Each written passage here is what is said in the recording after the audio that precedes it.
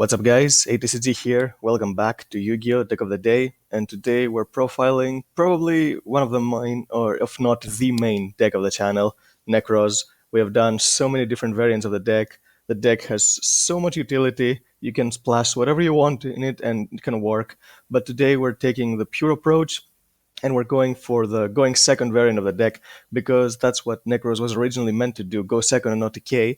It can still do some decent turn one boards, but I think they're very fragile for the current format, especially because we're doing a lot of control decks right now. We have a lot of Subterror, Altergeist through Draco, and Nekroz is not the best against those decks, especially going first. So that's why I think a going second version is the most optimal for this format. And even though Shurit came back to 3 this ban list, I don't think this changed anything for the deck. You'll see once we get to the deck that I don't even run the third copy. So yep, let's begin. We have 3 Nekroz of Brionac, probably the best monster in the deck. It searches any ritual monster by discarding it, and its field effect is actually really good in certain matchups because it can bounce back 2 monsters from the extra deck.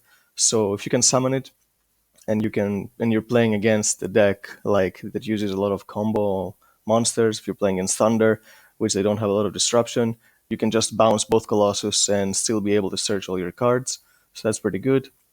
To Trishula, you need to play 2 Trishula just because of its secondary effect as well, because making your monsters untargetable is really good against cards like Impermanence, Veiler, and other stuff.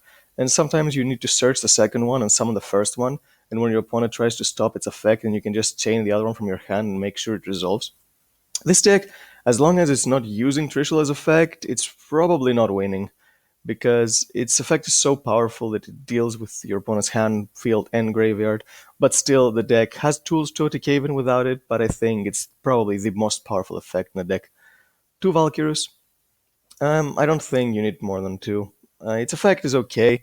It's not as relevant as it used to be, but you can still dig for some good cards, especially with combination with the Incantations, because they're just free monsters on the field sitting doing nothing, so they're easy tributes. And the battle phase effect can come in clutch sometimes. It can definitely save you games, so it's really good to have one. And especially if you're trying to protect a Floodgate monster, this deck plays 2 of it. Maybe you can protect it from targeting with Trishula, or protect it from being attacked over with Valkyries, and try to save the lock so you can OTK next turn if your opponent made you go first.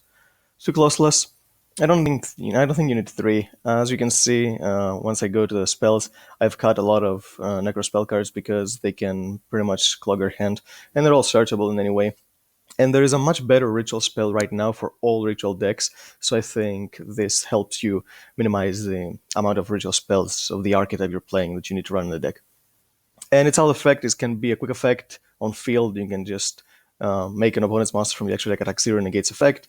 Pretty good. If you don't have anything too strong going for you, you can just summon it in defense. It has respectable defense, 2300, and you can negate anything that your opponent is trying to use from the extra deck combo. Mainly, you can negate LP, which is what usually the combo starter for any of those heavy combo decks.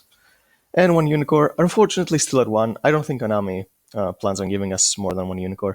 They gave us 3 Shurit that didn't do that much for the deck, still pretty good. Going from 1 to 2, that was the most relevant part. But yeah, Unicorn might be an oppressive card because it stops all monsters from the extra deck, and it's also a recyclable card because you can discard from the grave to add back, so it can recycle itself. Actually, it can recycle itself, but you can recycle other cards. So yeah, it's also a good combination with Kaleidoscope because it's level 4, so you send Herald, you search any monster in the deck. So maybe Konami doesn't want to bring Unicorn back. Dijin, I don't think they should bring back, but I'm pretty sure Unicorn, they could test it out and see how it goes, because they've been trying to promote this deck for quite a long time now. And to Shurit, again, even though it came back to 3, I don't think you need to run 3. It can be a brick. It's a good card searching Brionac and Trishula, but I don't know. It seems a bit too much at 3. Even back in the day when Necros were at full power, nobody was playing 3 Shurit. So yeah, I think 2 is the perfect number, and it's searchable in many ways. Now for the non-archetype monsters, we have 3 Chalice Slime. People say that this card is a break in more than one of. I completely disagree. This card is absolutely amazing. Going first, you can summon it and it can be a disruption. and you can discard any card in your hand. So you don't even have to discard this card. You can save it for later and keep using its effect every turn, and search any monster because you can search any spell because you can summon the incantation from your deck, and then you can use whatever effect you want. So I think this card is really, really good not to run at 3, and especially since it's searchable with preparation, so it's like running 3 more copies. So yeah, I don't see a reason not to run 3 Chalice Slime. And for the actual incantations, play 2 Talismandra, 2 Candle, 2 Pen Silver, and 1 Bookstone. Because Bookstone, yeah, it reveals a ritual spell, which is the least relevant for the cards you can reveal because you play a lot more monsters and spells. You can search the spells, but sometimes you have to reveal first. And these two, Pensilver and Bookstone, are the ones that don't have the most relevant effect because they're the more of a late game effects. So I think you don't need to run 2 Bookstone. Pensiplume is good at 2 because it's a card that reveals a monster, and you usually have a monster in your opening hand, so you can get Talisman or Candle from the deck to get whatever you want. So I think it's good at 1. And you need to have 2 on the field to be able to tribute summon for Christia. So I think running a fair amount of them is a really good one. I don't necessarily think you need Christia to win going first because Unicorn can shut down a lot of decks, but against other decks that Unicorn is not so good against, maybe they're playing a lot of beaters that can just run over Unicorn, then maybe Christia is the deal to win the game. And the only summon in the deck, the only normal summon, is 3 Manju. Searching anything, I don't think you need to run Gildogra. Gildogra is kind of risky. It can be a high reward card, but it can also be a high risk because paying 6,000 life points in a format where you could be up against a lot of control decks, that disadvantage you built doesn't really mean much because it's really good at countering combo decks. But if you're playing against control decks with just 2,000 life points, you make their job of defeating you so much easier because the deck doesn't have that much of defense aside of Valkyrus. So giving the combo decks more free room to play, I don't think it's worth it. And of course, getting Veiler Gildogra will cost you 3,000 life points. And also Manj is a level 4, which is relevant once I get to the extra deck. And the last 2 monsters, 1 Benten, 1 Christia. Christia has one more application that Vanity's Ruler doesn't. It returns back to the deck when it's destroyed. So if your opponent has anything that can deal with her, then you can just summon it again next turn. So that's why I think it's a bit more applicable. Yeah, you cannot K under Vanity's Ruler because it doesn't prevent you from special summoning. But I'm pretty sure if your opponent can deal with Vanity's Ruler, and they can deal with Christia too, so it doesn't really matter if you're going to special summon. If they can't deal with one, they won't be able to deal with other. You can just poke with Christia. Now for the spells. 1 of each Nekroz ritual spell. 1 Kaleido, 1 Mirror, and 1 Cycle. I'm pretty sure I've mentioned this, but these are the bricks of the deck. You don't want to draw multiples. Heck, you don't even want to draw any of them. There are some matchups where you want to draw Kaleido, because against decks like Thunder Dragon, this deck has a huge problem against Thunder Dragon, because, of course, it's the deck that searches the most in the game. So if you can open Kaleido with a way to summon Trishula or Unicorn to maybe deal with the Colossus first, that could be relevant, but I don't think it's worth running more than 1 Kaleido just for that scenario. And the other 2 are searchable whenever you need them. They each have their own good, unique effect. 1 summons from the hand by Binds from the Grave, 1 summons from the grave, or hand by Tributing. So, yep. But the best ritual spell in the game right now, and probably for the rest of the game, Celebration. Celebration is amazing because it's a card that you can recycle whenever you want, and because special summons more from the deck, so you can use the incantation you have on the field that you've already used. So summon another one from the deck, so you will get it on a search and get this card back from graveyard, so you can use it whenever you want. It can original summon anything in the game. So yeah, I don't see a reason why not play this card in a deck where you play rituals now. Maybe in Herald decks it's not the best card because you don't get Dawn of the Herald's graveyard effect, but in this deck I think it's absolutely amazing. And for the rest of the spells, 3 Preparation. Of course, you're playing Nekroz, so why not run 3 Preparation, such as Brionac, which is usually the target you're going for, and you can recycle a spell too if you have one in the grave. 1 Rhoda, search Closelas, and now Shurit. And since this is a going second deck, I decided to main deck 2 Dark Ruler no more.